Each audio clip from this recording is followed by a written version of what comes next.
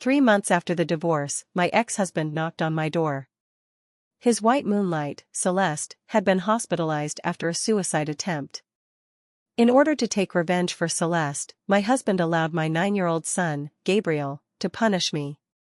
Gabriel snatched my phone away and pushed me, pregnant and dressed lightly, out of the car, leaving me on the snowy mountain road. I dragged my injured foot step by step through the icy snow. The child in my belly was, without exception, gone. Waking up in the hospital, looking back at my ridiculous marriage over the past 10 years, I have finally awakened completely. I contacted a lawyer and prepared the divorce agreement. From now on, I no longer want my son or my husband. The day before our 10th wedding anniversary, my husband Nathan was trending in the news for carrying my half-sister Celeste into a hotel. Celeste, shamed for being called a mistress, chose to take her own life. I stood on the steps of the hospital, watching my husband Nathan anxiously rush my son into the hospital behind the ambulance. When he saw me standing on the steps, Nathan merely shot me a cold glance and brushed past me. My 9-year-old son Gabriel stopped in his tracks, ignoring the bustling crowd of the hospital, and shouted at me, "Did you have the paparazzi take those photos? Mom, how could you be so shameless? I'm telling you, if anything happens to Aunt Celeste, I will never forgive you." "It's not me. I didn't do it." "It's you, Mom, you're lying. Being so despicable like this will bring you punishment." Gabriel pushed me hard as he spoke, and I lost my balance and fell down the steps. The pregnancy test slip in my hand slipped away and flew out. By the time I got up from the ground, Gabriel had already vanished without a trace. I picked up the pregnancy test report and limped out of the hospital. The joy of being pregnant was shattered. My husband, my son whom I had raised with great effort, didn't care about me at all, his heart only belonging to another woman. I don't know if the child in my womb can still be born. After 10 years of marriage with Nathan, I've never felt this tired before. I know Nathan doesn't love me. I know the person he loves is my half-sister Celeste. I can't keep a man's heart, which means I'm useless, but why did I desperately give birth to a son connected to my blood, only for Celeste to treat me this way? What exactly did I do wrong? I thought Gabriel's words about punishing me were just a careless remark out of concern for Celeste's anger, but I never expected him to actually mean it. Nathan did not return home all night because of Celeste's suicide, while Gabriel came back the next day. He no longer scolded me for being malicious and despicable, but instead changed his attitude. "Mom, today is the 10th anniversary of your marriage to Dad, and Dad has prepared a surprise for you at the villa on the mountain. Nathan and I receive gifts every year for our wedding anniversary, so I didn't think much of it when Gabriel pulled me into the car." Outside, a heavy snow was falling. I was filled with joy when Gabriel coaxed me into the car, but I never expected that it was all a scam. The car reached halfway up the mountain when Gabriel suddenly told the driver to stop, then opened the door and pushed me out. The ground was covered in thick snow, and I fell out of the car without feeling any pain, but I twisted my ankle. The pain made me cry out, and when I turned my head, I saw the car door being closed. The car window rolled down, revealing Gabriel's innocent face. "This is a punishment. Punish Mom for your cruel treatment of Aunt Celeste. If you don't learn your lesson, I will no longer want you to be my mom, and I will make Dad divorce you." I was only wearing a thin coat, and my phone was still in the car. I begged Gabriel to leave me his phone so I could call for help. But the only response I got was the car disappearing into the distance, emitting white smoke. My son cruelly abandoned me, pregnant, on the mountain for another woman. Under the heavy snow, there was no one on the mountain, and I could only walk down step by step. I don't know how long I walked, my legs felt as heavy as lead. In the moment of exhaustion and despair, a sharp pain gripped my lower abdomen, and warm liquid slid down my thigh. Blood stained the white snow beneath my feet, and I collapsed helplessly into the snow. Once I regained consciousness, I found myself lying on a hospital bed. A kind passerby had saved me. The nurse sympathetically told me that my child was gone. I lay in the hospital for a week. During this time, no one came to see me. My husband and my son, whom I cherished as if he were my life, both disappeared. No, they just disappeared on me. I heard the nurse taking care of me mention them. They were in the next room taking care of Celeste. I heard the nurse who was giving me N4 say, "Nathan is really good to his wife, always staying by her side in the hospital room." Their affection for each other made me start believing in love again. Another nurse said, "This doesn't seem to be Nathan's wife, right?" I heard this is Nathan's wife's sister. They have something going on, which is really disgusting, cheating while married. The nurse who believes in love exclaimed, "No way. Nathan's son is here too, calling mommy with every breath." I don't know about that. Anyway, the person in the next room isn't the legitimate wife, she's the mistress. It's understandable for a husband to cheat, but even the son is nice to the other person. One can imagine how terrible Nathan's wife must be. If I were her, I might as well be dead.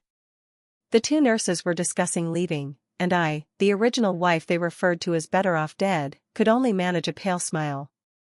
I am neither deaf nor blind, I can hear everything clearly from the next room. I heard my husband gently caring for Celeste, asking her how she was and showing concern.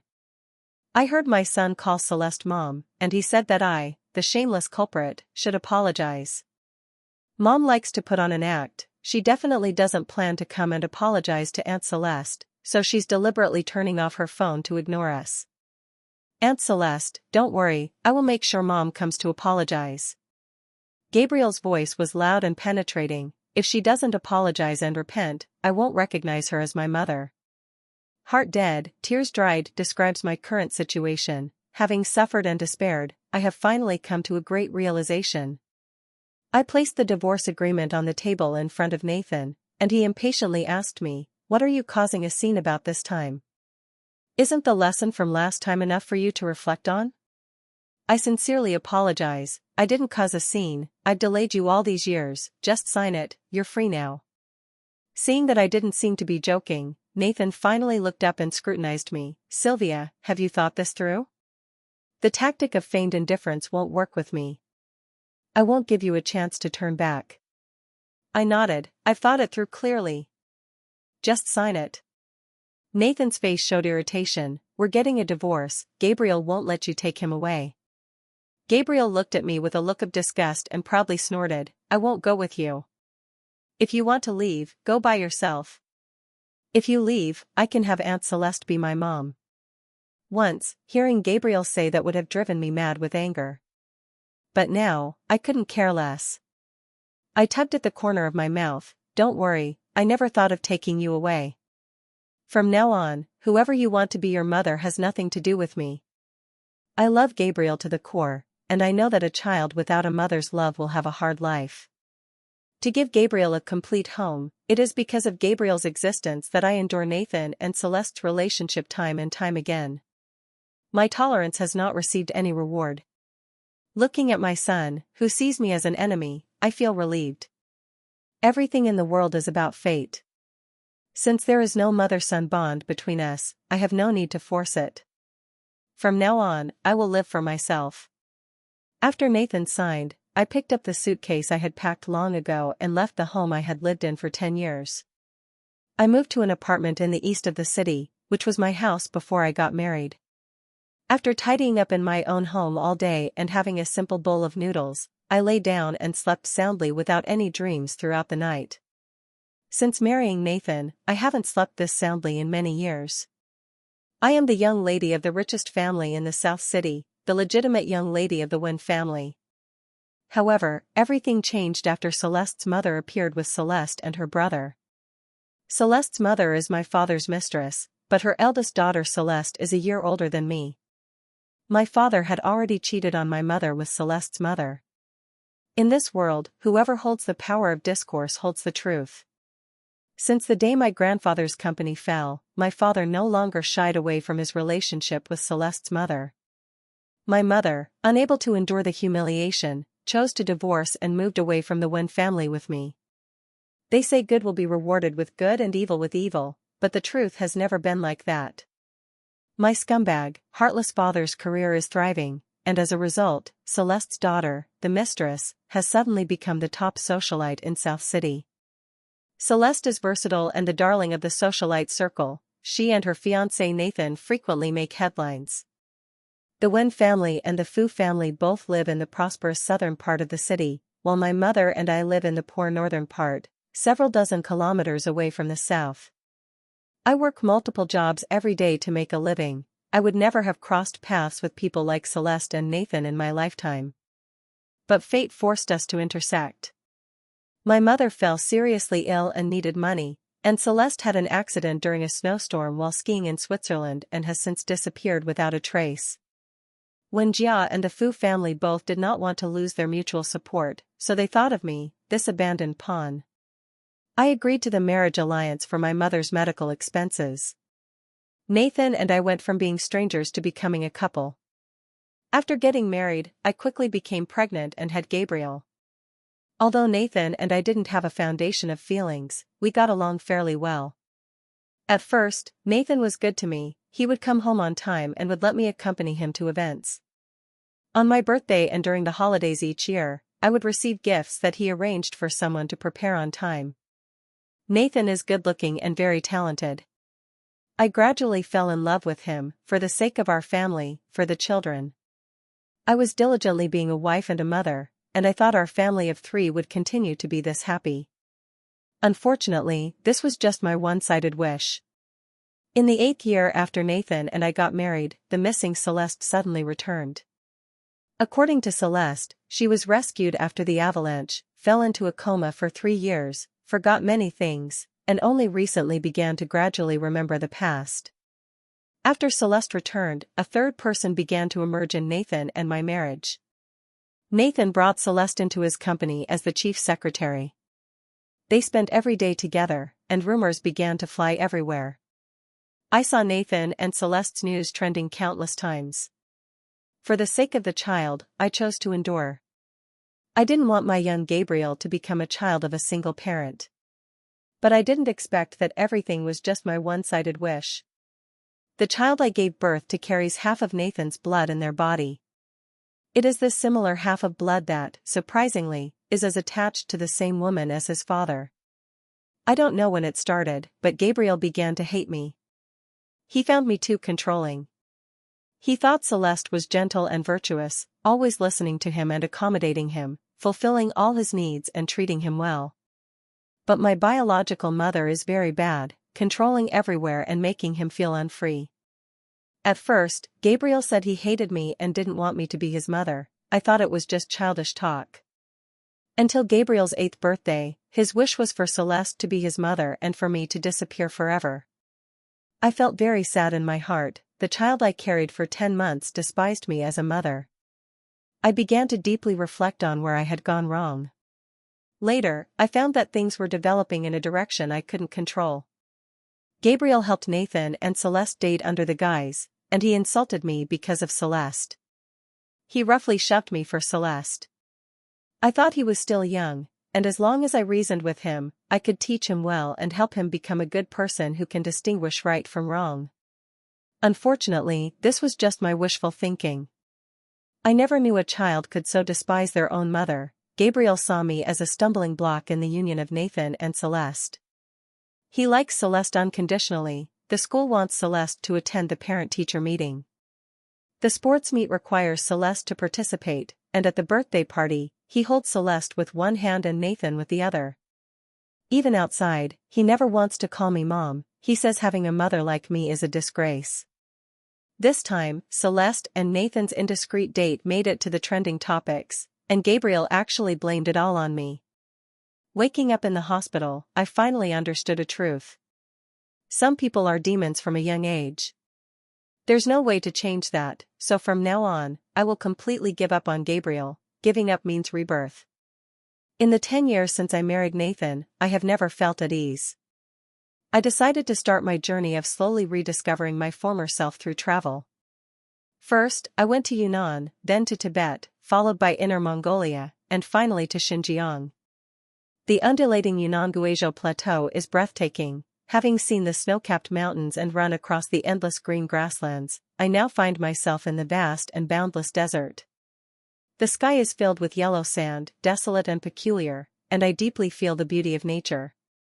What surprised me was that, whether on the Yunnan Guizhou Plateau, the snow-capped mountains of Tibet, or the grasslands of Inner Mongolia, I always saw a man wearing a hat, sunglasses, and a mask, who spoke little.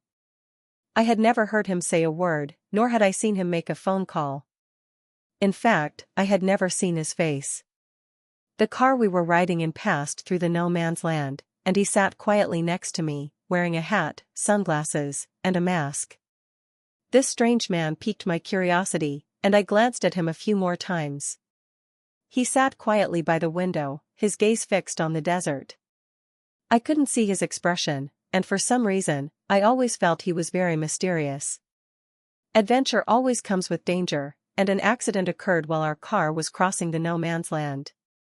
The car got stuck in the yellow sand, and the driver's satellite communication with the front vehicle was interrupted. The temperature in the no man's land is extremely high during the day and particularly low at night. In our vehicle, there were the tour guide, the driver, and me along with that strange man. Waiting for rescue in this scorching heat feels like waiting for death. We have only ourselves to rely on. We are preparing to trek through the uninhabited area with water and food. The sand was scorching, and I struggled to move my feet forward. Taking a few steps felt like it was costing me my life. The tour guide and the driver were ahead of me, and it felt like someone was missing, so I turned my head. Seeing that strange man sitting on the ground, he had no intention of leaving with us. I went back to persuade him, but he said nothing. Finally, I was dry-mouthed and tongue-tied, forcefully grabbing his hand and dragging him along. We trudged through the sand, 1 foot deep and the other shallow, and after 3 hours of hiking, we had drunk all the water. Nightfall has arrived. Without enduring the scorching heat, it also brought bad news. The temperature at night is several dozen degrees below zero, and the cold makes my teeth chatter. My legs felt as if they were filled with lead, unable to move. I had never endured such suffering. I clearly knew I couldn't hold on any longer. In my life, being able to do the things I wanted at the last moment is not a regret. I handed over all the food I had with me to him, and at the same time, I took off my warm clothing to prepare to give it to him. Survive. You must do everything you can to survive. The man stopped my actions, and then I watched as he took off his coat and put it on me, then squatted down and carried me on his back, walking. At first, I still had the strength to talk to him, but then my consciousness began to gradually blur. I vaguely remember hearing a huge rumbling sound, and I saw a very beautiful face flash before my eyes, and then I remembered nothing. When I woke up, I found myself lying in a hospital. We were rescued. It is said that a helicopter discovered us and came to our aid. I didn't see that strange man, he just disappeared suddenly like that. I know he is alive and well, and that's enough. In my memory, that stunningly handsome face, I thought it was an illusion. After resting in the hospital for 2 days, I prepared to set off back to Nanching. The cooling-off period for my divorce from Nathan was about to end, and I had to hurry back to collect the marriage certificate. I received a call from Nathan when I was about to set off. This was the first time Nathan had called me since I left. When I was in Yunnan, my aunt at home once called me, and the teachers at school also called me. I said Gabriel got into a fight with someone, and I directly had the teacher contact Nathan and Celeste, without caring about these matters anymore. Nathan's call made me think he was urging me to get a divorce. When I answered, I said, "Aren't there still 3 days left? I'll be at the Civil Affairs Bureau on time in 3 days to wait for you to pick up the divorce certificate." There was a moment of silence on the other end of the phone before Nathan's voice came through. "Sylvia, Gabriel has a fever, you should come back to take care of him." I refused. "I don't have time. He is your son, do you really have to be so heartless?" Nathan probably thinks I still revolve around him and Gabriel like before. "It's been over 20 days, you should be calm enough by now, Sylvia. I'm giving you one last chance, come over and see Gabriel. Our family is still the same as before." I held my phone and wanted to laugh, and he added, "The son is still young, he needs his mother's company." I finally laughed out loud. "Are you sure he needs me as his mother? I remember he told you himself that he wanted Celeste to be his mom. What do you take the child's words for? Sylvia, stop being willful.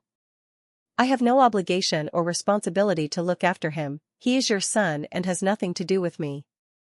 Don't come to me about his matters in the future. Also, we will meet at the entrance of the Civil Affairs Bureau at 8 o'clock in the morning 3 days from now. I hung up the phone without giving Nathan another chance to speak. 3 days later, I appeared at the entrance of the Civil Affairs Bureau, but Nathan did not arrive. Nathan's assistant came to the entrance of the Civil Affairs Bureau and said that Gabriel had fallen from upstairs and broken his leg, asking me to go take a look. I followed the assistant to the hospital and saw Gabriel lying in bed with his leg in a cast. He had broken his leg, reportedly from falling from the second floor. Celeste stood in the hospital room with tears in her eyes, looking pitiful. It's all my fault, I didn't take good care of him, which led to him falling down the stairs. Nathan sat on the sofa with a tired expression, and when he saw me come in, he vented his frustration at me. It's all your fault. Are you satisfied now? If it weren't for you pulling this divorce and running away, Gabriel wouldn't have gotten hurt. I quietly looked at Nathan and, after he finished shouting, slowly said, "You are the child's father, you are his only guardian. If something happens to the child, shouldn't you question yourself instead of blaming me, an outsider? Don't you think that's unreasonable?" "What did you say?" Nathan looked at me in disbelief. My use of the word outsider left Nathan stunned and unable to believe it. In a soft voice, "Mr. Nathan, my decision to divorce you comes from the heart, not a game of hard to get. We agreed before that the divorce would be a clean break. Your son's matters have nothing to do with me, and I don't want to be involved or care. So, can we take this opportunity to go to the Civil Affairs Bureau?" Are you crazy?" "Why?" Nathan looked at me in shock, as if he remembered the reason for my indifference, and quickly added, "If it's just because of Celeste, I can explain, I and her. Nathan and I have nothing going on, Sylvia, don't misunderstand us." Celeste also took the initiative to explain. "Yes, you have nothing to be clear and clean about. Since you are so innocent and pure, why does a married man like you entangle himself with a single woman? Have you ever seen a husband from someone else's family spending time with other women every few days, trending on hot searches every day?" I pointed at Celeste, "And you, a single woman, calling a married man for everything big and small, don't you think that's inappropriate? If the car breaks down, you can call a mechanic. If the cat or dog goes missing, you can ask security for help. If you're sick, you can call 120. Yet you cling to a married man every day. Don't you feel like you're being overly clingy?" Celeste's tears flowed as she looked at Nathan for help. I interrupted him just as he was about to speak. "Don't explain. I'm not being unreasonable, and I'm not jealous. You and Celeste can sleep together now, and it has nothing to do with me.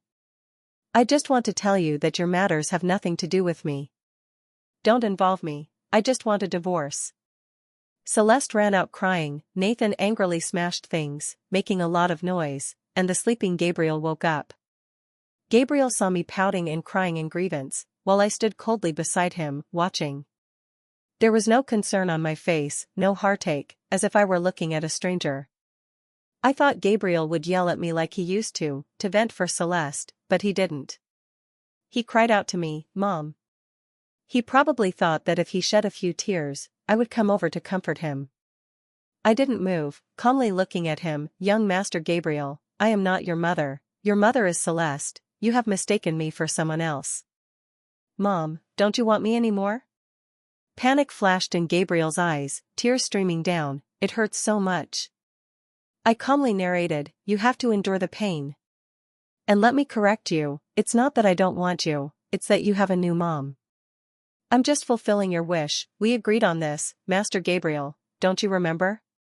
Gabriel is crying, not knowing if it's pain or something else. He keeps murmuring, "Mom, listen to me, Mom, I have something to say to you. It's very important.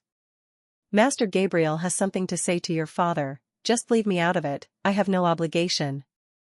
Next to them, Nathan was going crazy. "Sylvia, do you really have to be like this? This is your child that you carried for 10 months. How can you be so heartless?" "Am I heartless?" "Nathan, it has never been me who is heartless. It is you and your son. I looked at Nathan. I am just fulfilling my promise and that we no longer intersect. I have never been a heartless person, it was they who forced me to this point. I can never forget the cold of that snowy day, nor the despair I felt when Gabriel pushed me out of the car.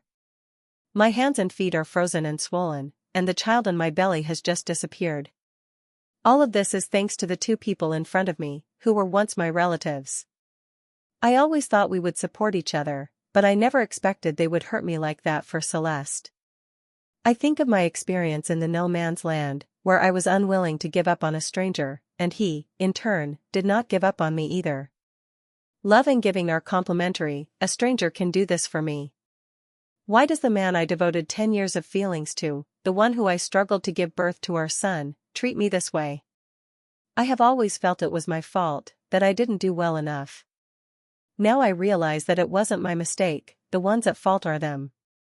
Why should I waste the rest of my life for something like this? When I left the hospital, the aunt from home chased after me and stopped me. Madam, she instinctively used the previous title, please come back, if you don't come back, the young master will be killed by Miss Celeste. Really? I replied without any emotion. That Miss Celeste, she puts on one act in front of people and another behind their backs. She wants to be with the gentleman and has used the excuse of taking care of the young master to move into your home during this time. Aunt carefully chose her words. I could see clearly that she never intended to focus her thoughts on the young master, she just wanted to be with the gentleman. During this time, she dressed up flamboyantly every day to flirt with the gentleman. Aunt timely stopped speaking and changed the subject. Before, she was concerned about you and didn't dare to be too reckless, but now that she knows you and your husband are divorced, she has become even more outrageous. The young master didn't accidentally fall, he was pushed down by Celeste, she pushed him. Aunt thought that by saying this, I would be very surprised and anxious, but I reacted very calmly. I had known this day would come, any normal person like Celeste wouldn't shamelessly flirt with Nathan like this. No matter how loving she and Nathan once were, 10 years have passed. Nathan is now married with children, and a woman with a bit of self-respect and shame would not shamelessly cling to someone else's husband. Celeste provoked me, with Nathan's tacit approval. Her so-called kindness towards Gabriel is nothing but a way to undermine me, she wants to alienate my son from me in order to bring me down. I had long understood Celeste's thoughts, so I once tried very hard to fight for it. In order to prevent my husband of 10 years from being deceived by her, I attempted to tell Nathan what kind of person she was, but Nathan didn't believe me. Nathan doesn't believe me, and I'm not that disappointed yet. After all, I've always been clear that he doesn't love me, I never had any expectations for Nathan's heart. I just thought that while I couldn't keep Nathan, maybe I could keep my son, who is connected to me by blood. But I was thinking too much, my son fell into Celeste's hands along with his father. Aunt doesn't know what I'm thinking and continues to persuade me. Celeste is too vicious. She wants the young master dead so that she can have children with the master and monopolize the Fu family's fortune. Madam, for the young master, please come back. No matter what, the young master is still. I interrupted Auntie's words, I won't go back. Everyone has their own fate. The child is Nathan's, whether he lives or dies has nothing to do with me. I won't care anymore. I don't think I'm heartless, I've already been as kind as I can be. Moreover, Nathan is decisive in business, can't he see through Celeste's thoughts?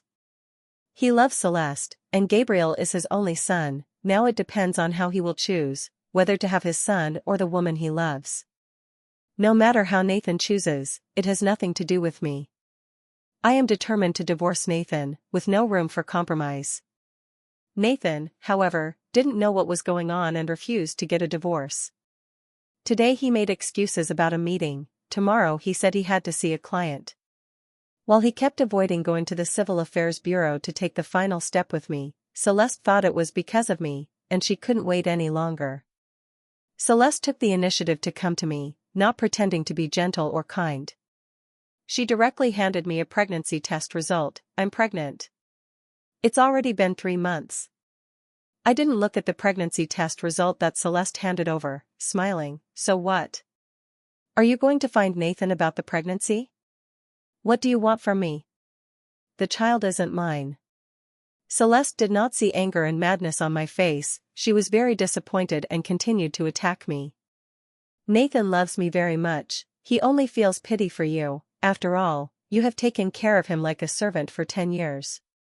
Don't say he's human, even raising a dog involves feelings. So Nathan, out of compassion for your 10 years of motherly behavior, is reluctant to divorce you, but I can't wait any longer. Celeste held the pregnancy test results, my child is already 3 months along, and soon I will start showing. For the sake of my child, you should divorce Nathan. I will make sure Nathan compensates you as much as possible. I couldn't help but laugh at Celeste's stunning and assertive face, so what reason do you, a mistress, have to ask me to do things for you? Celeste didn't expect that I wasn't angry at all, she was quite frantic. Sylvia, Nathan doesn't love you, not at all. He said being with you is as boring as being in prison. Don't you feel uncomfortable being with a man who doesn't love you? I laughed, not at all. Seeing that I was unyielding, Celeste became anxious. Sylvia, I'm begging you, please? Divorce Nathan. Nathan is mine, you've occupied him for 10 years, it's time to give him back to me. I looked at Celeste's face and scoffed, Nathan is yours? Celeste, do you have any idea what you've done? What avalanche? What amnesia? These words might work for Nathan, but does he really think he can fool others and treat them like fools? Celeste's expression suddenly changed, no longer haughty. I had initially been skeptical about the news I received, but seeing Celeste's expression made my heart sink. Is Celeste really that kind of person? During this time, I have been receiving emails from a stranger's inbox. The emails reveal the past of Celeste, who has been missing for so many years. The email contains a large number of photos and videos featuring Celeste and another man. They embrace, kiss, and do everything a married couple can do. Anyone who doesn't know would think that Celeste and that man are a couple deeply in love. But isn't the person Celeste likes Nathan? Why are there such photos? I always thought these videos and photos were just composites, made by someone with ulterior motives. But now looking at Celeste's expression, something seems to be breaking through the surface. Could it be that the truth behind Celeste's disappearance has another reason? I stared at Celeste, enunciating each word, you know very well what you did abroad, right? Don't act so arrogant in front of me, if you provoke me, I'll expose those disgraceful things you did. Celeste's face turned pale as a ghost. She looked at me in a hurry and blurted out, how did you know? How I know is none of your business. I just want to warn you, don't mess with me. Also, just because I don't want that wolf-hearted, dog-lunged son Gabriel doesn't mean you can touch him. What you do with Nathan is your own affair, don't use your methods on an unrelated child. Sylvia looked at me with venom, are you threatening me? How dare you, you bitch? I didn't pamper Celeste, I publicly slapped her and splashed coffee on her face. I didn't expect that my tidying up after Celeste would be exposed. Less than half an hour after I left the cafe, Celeste was trending. I don't know which deity turned Celeste and Nathan's situation upside down. The cheating man and the cheap mistress have always been hot topics, and the trending headlines are explosive enough. It also clearly explained the entanglements between Nathan and Celeste over the past 2 years. In no time, the internet was filled with criticism, and both Celeste and Nathan were condemned. Celeste has become a street rat, and Nathan himself hasn't fared well either, he angrily called to question me. Sylvia, how can you turn black and white upside down like this? I misjudged you. I interrupted his questioning. Instead of questioning me, you might as well get a divorce and make your mistress official. I'm going to the Civil Affairs Bureau to wait for you. Nathan still refused to go to the Civil Affairs Bureau, and I didn't have time to listen to his explanations, so I hung up the phone directly. Looking at the still bustling trending topics, I can't help but feel that this matter is a bit mysterious. Who is so unfriendly towards Celeste, digging into her past? Sending me emails and putting Celeste on the trending list? What does this person really mean? Celeste lost all her face and would definitely not let it go easily. I always felt that such a vicious and shameless person would do something. Sure enough, my intuition was correct. Celeste's revenge came quickly. Ever since I realized that Celeste was not a good person, I had been very careful. But no matter how many precautions I took, it was all in vain. After all, I still had to go out. That day, when I stepped outside, I was taken hostage. After being gagged and blindfolded and forced into a car, what I thought in my heart was that I was definitely doomed. The people who kidnapped me drove the car to the outskirts, completely disregarding me. Right in front of me, they brazenly discussed their plans. The mastermind behind the scenes wants to ruin my reputation, so they spend money to have me harmed. They plan to force me to shoot that kind of thing and also to destroy my appearance, making me live in hell. Those few insane guys took me to an abandoned warehouse on the outskirts. Then, grinning maliciously, they prepared to assault me, and I thought I was done for. But at the last moment, someone appeared. A group of men in black descended from the sky and saved me, leaving those bad guys searching for their teeth on the ground.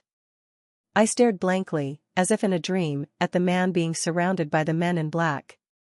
He had a stunningly beautiful face, a face I had seen before when I was unconscious in the no man's land. I thought it was an illusion. Now he appeared right in front of me, and I stared at him in shock, unable to believe it. The man took off his coat and draped it over my barely clothed body, then half embraced me as we left. The pleasant scent of sandalwood on him made me feel at ease, and I was taken to the hospital for a checkup. I was just frightened, my body was fine. When I finished the examination, Nathan rushed over, along with my cheating scumbag dad and Celeste's mistress mom. My scumbag dad yelled at me, "Sylvia, what on earth are you doing?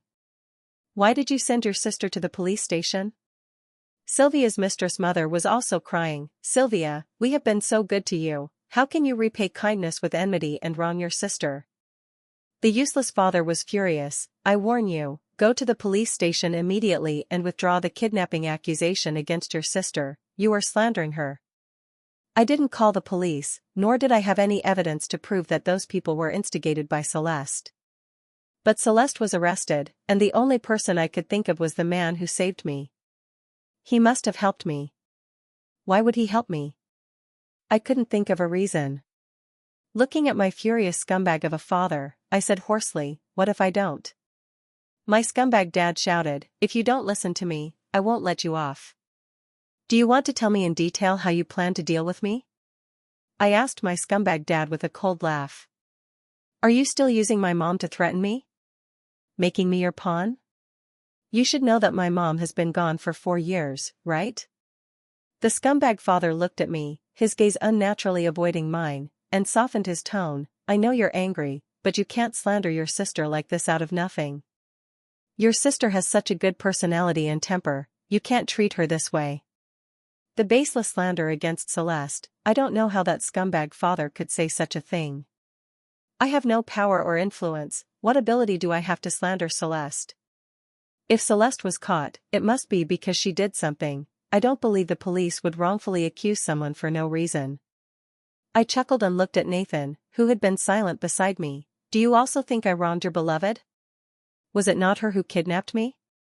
Nathan was silent for a moment before speaking. "Sylvia, as long as you promise to let Celeste go, we won't get a divorce. I will make Celeste leave my company, and I promise I will have no further contact with her." I looked at Nathan's handsome face and smiled. "You really have a big face, don't you? But your words reminded me." I said slowly and clearly, "I can let your beloved Celeste go, but I have conditions." My condition was to divorce Nathan, and he readily signed. I let go of pursuing Celeste. To prevent Celeste from going to jail, Nathan agreed. The long-delayed divorce finally came to an end. I felt a sense of relief and liberation. After leaving the Civil Affairs Bureau with the divorce certificate, I immediately blocked Nathan and everyone related to him. From now on, I want to start a brand new life. In a great mood, I bought groceries to prepare a big meal to treat myself. Just as the food was about to be ready, someone knocked on the door. When I opened it, I saw a breathtakingly beautiful face. I was stuttering. You, how are you here?" The man's gentle gaze looked at me, and a deep voice that sounded like a cello spoke. "Hello, I'm Damien. I'm your neighbor next door. Can you let me in to sit for a while? I didn't know why I should step aside, but after Damien came in, I poured him a cup of tea. He sat on the sofa in my living room. I'm a bit hungry, can you cook me a bowl of noodles? The noodles weren't cooked, so I invited him to have dinner with me to celebrate my return to being single. From that day on, Damien moved in next door. He claimed to be a painter. He often came over to mooch food and drinks. I didn't know why, I just couldn't refuse. Damien and I can be considered blood brothers. We have ventured through uncharted territories together. I pulled him through the scorching heat of the day, and he carried me through the long, cold nights. Then, he saved my life when I was in a critical situation. Damien's identity is certainly not ordinary, otherwise, it wouldn't explain why he had so many bodyguards in black that day. But I didn't press for more information. I am not that familiar with Damien, and even if I were, I don't have the habit of prying into other people's privacy. Damien doesn't say much, he likes to draw, and I do too. We sit together drawing, not saying a word. He draws his, I draw mine. When we're tired, we eat together, then each goes back to our own home. I saw the tranquility I liked in Damien, and I really enjoyed the time spent with him. I thought we would always get along like friends. Later one night, Damien drank a lot of alcohol for some reason. I made him some hangover soup, and after he finished it, he fell asleep on my sofa. In the middle of the night, I covered him with a blanket, and he suddenly opened his eyes and hugged me. He gently called me Sylvia, and I didn't know why my heart felt so soft it could almost drip with water. Because of that name Sylvia, because of his tender, watery eyes, I was lost. The next morning I woke up, and Damien was still in my house. He clumsily made me a bowl of noodles, and while I was eating, he asked me, I am already yours, what do you plan to do with me? I almost choked, staring at him in shock with wide eyes. A glimmer of amusement flashed in Damien's eyes. I've thought it over carefully, I'm yours now, and you must take responsibility for me. I always thought he was indifferent, calm, and unconcerned about anything. I never expected Damien to be like this, so unreasonable. He forced me to take responsibility and moved into my house without asking. Our relationship is still the same as before, painting, eating, and resting. The only difference is that during breaks, I am no longer alone, but have become two people. Damien's presence makes me forget all the unpleasantness from before. He not only knows how to paint, but he can also play the piano. He tells me stories with a voice as rich as a cello, making me feel both ecstatic and tormented. I enjoy everything between Damien and me. I have forgotten all the unpleasantness from before.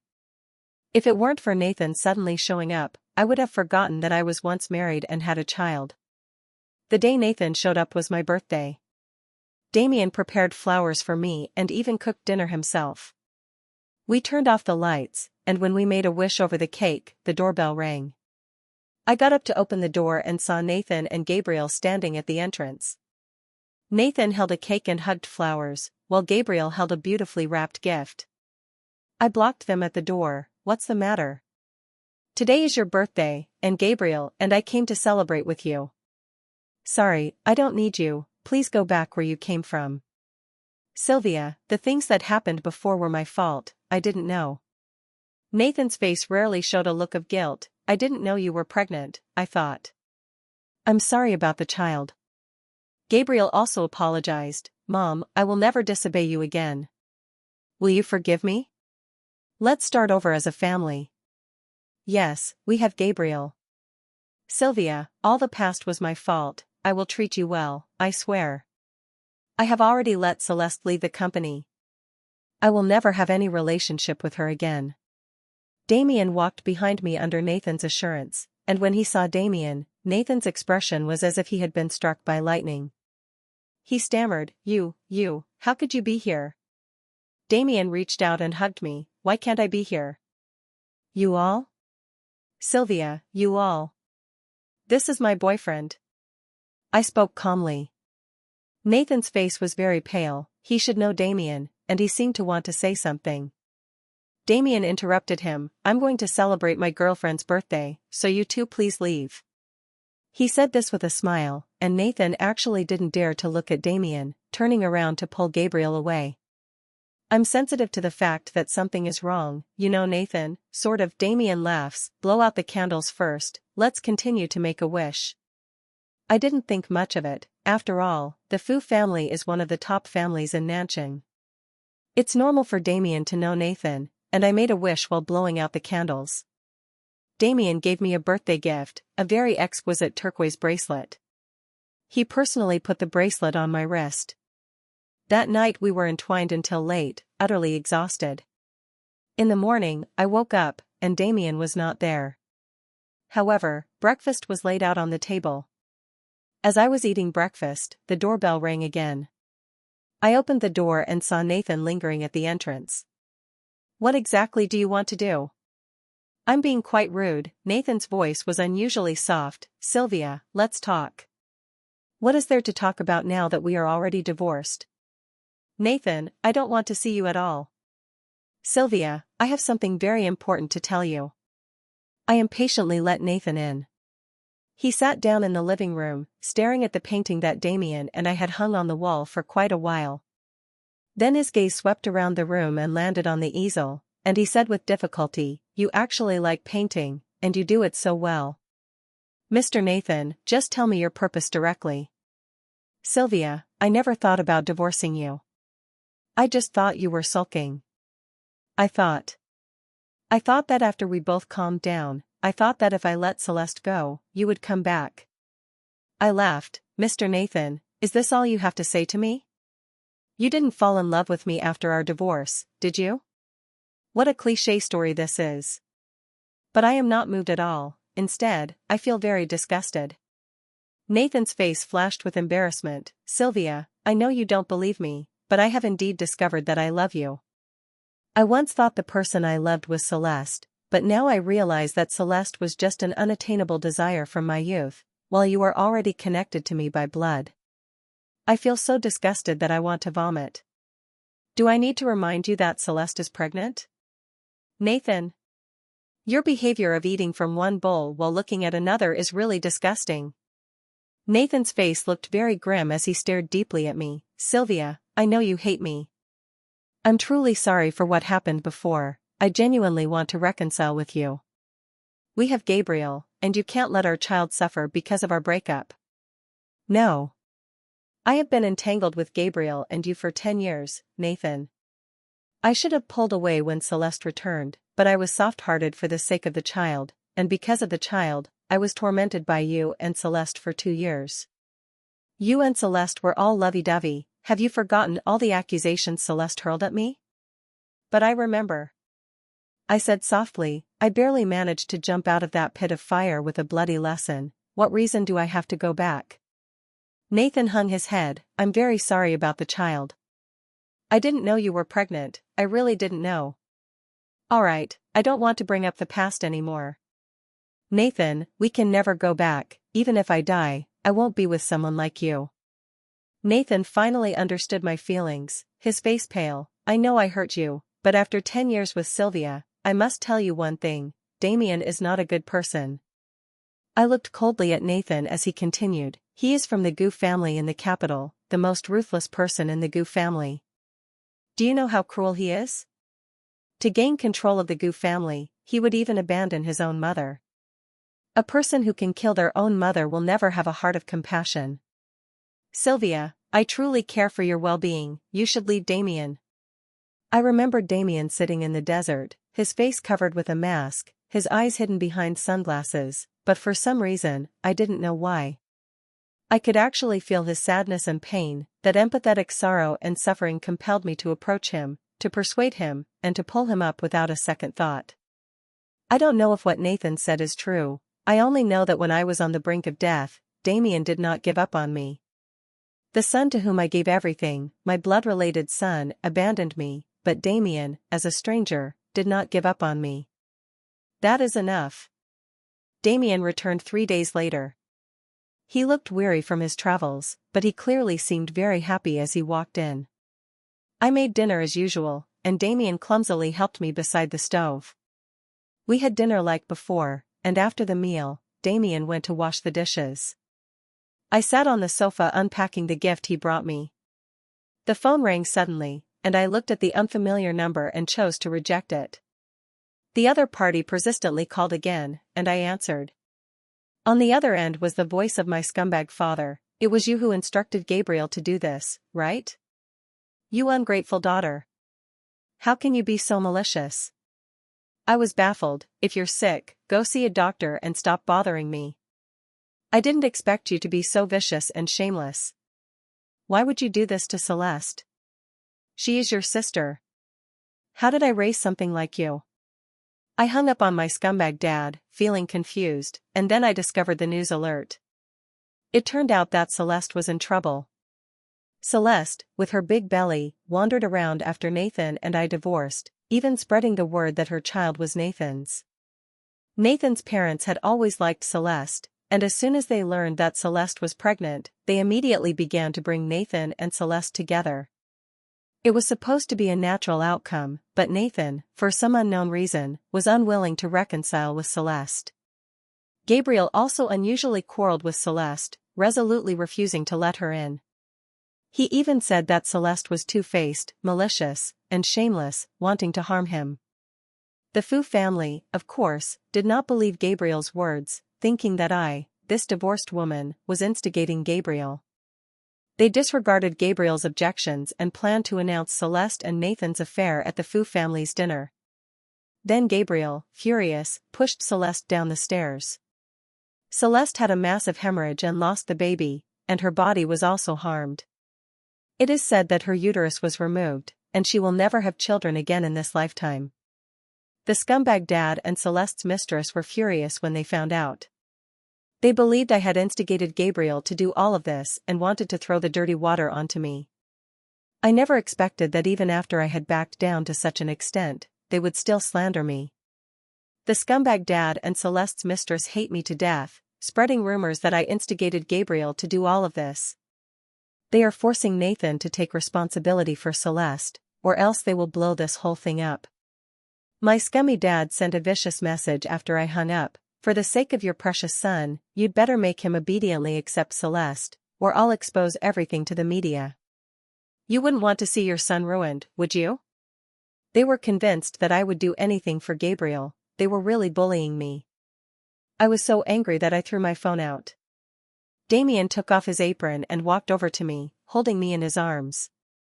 He gently kissed my face, as if I were some precious treasure. He said, "Don't be afraid, don't be angry. Leave it to me to handle. I promise I will handle it well." I didn't know Damien's handling would be so simple and rough. Photos and videos of Celeste from her years abroad quickly appeared on trending searches. The man who was with Celeste also publicly acknowledged everything that happened with her while she was overseas.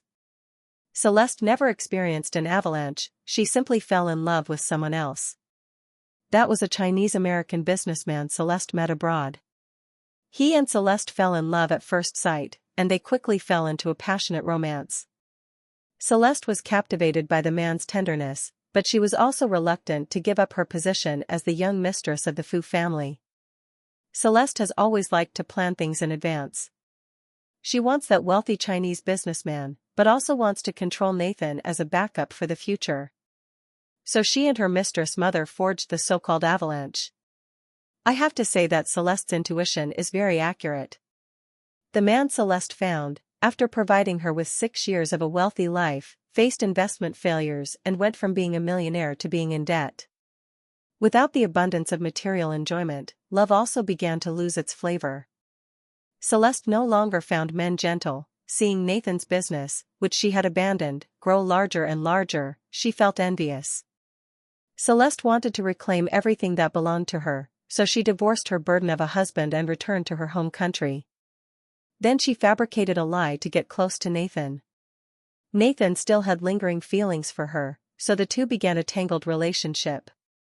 She intervened in my marriage with Nathan, using feigned tenderness and kindness to win over my husband and capture my son's affection. Behind the scenes, she still had contact with her estranged husband, who was unwilling to be discarded like this. He threatened Celeste, and she had no choice but to feign compliance with him. The child in her womb is the offspring of her deadbeat husband, and she wants to use Lee to replace Tao to force Nathan into marriage. Celeste's secret has been exposed, with no cover. The online criticism is overwhelming. The Fu family, knowing the truth, would naturally not want that vicious woman Celeste to enter. My scummy dad and Celeste's mistress mom still plan to suppress this news for Celeste. Unfortunately, they had no power in the face of absolute capital. Celeste's scandal was trending for a whole month. Celeste lost all face, the Wen family lost face, and the Fu family also lost face. It wasn't just losing face, the Wen family's company suddenly faced a huge crisis. They had significant tax issues, and the tax bureau sent people to start auditing. The bank refused to lend, and partners began to withdraw their investments. The Wen family, which had been thriving, finally collapsed. On the day of the Wen family's downfall, the court sent over a subpoena. The police also began to arrest people, and the members of the Wen family were all taken in. The scumbag father and his illegitimate son were the legal entities for tax evasion, while Celeste and her mistress mother faced charges of smuggling, selling illegal drugs, and hiring a hitman. It is said that the four of them would each face a minimum sentence of 15 years. The Fu family, closely associated with the Wen family, also found it hard to escape unscathed. Unlike the Wen family, the Fu family did not collapse and end up in prison, but they suffered significant damage. Nathan's expansion plans were thwarted, and more than half of the existing companies were shut down. And I had no time to appreciate his desolation and helplessness. I was busy choosing a wedding dress in preparation for the marriage. Damien proposed to me, and there was no room for me to refuse. I was pregnant. Having experienced hurt and betrayal, I was originally very afraid of marriage. I also didn't expect to have children. But Damien turned my heart around.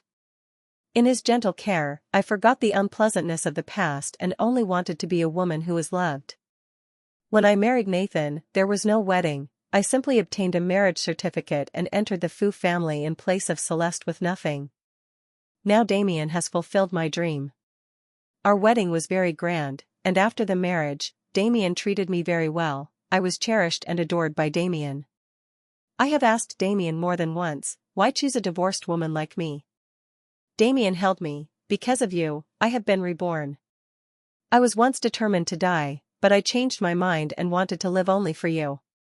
At first, he was pointed at by thousands, burdened with endless slander. It was a deluge of public opinion so overwhelming that even a person as resolute as he could hardly endure it. Damien, who was framed for the crime of matricide, wanted to give up. He entrusted the company to someone he could trust and planned to take a look at the world before choosing to leave quietly. The no man's land was his last choice. He planned to lie in the scorching desert heat and become a dried corpse. It was I, a stranger, who pulled him up against all odds. In the sweltering heat of the day, I dragged him forward recklessly, and my thirst for life moved him. So when he carried me out into the cold desert night, he found new hope. He used a satellite phone to notify the rescue team. I became his only hope for survival. When the whole world betrays you, it doesn't mean you are abandoned. It is a new beginning. As long as there is someone in this world who cares about you, you should live, and your future still holds hope.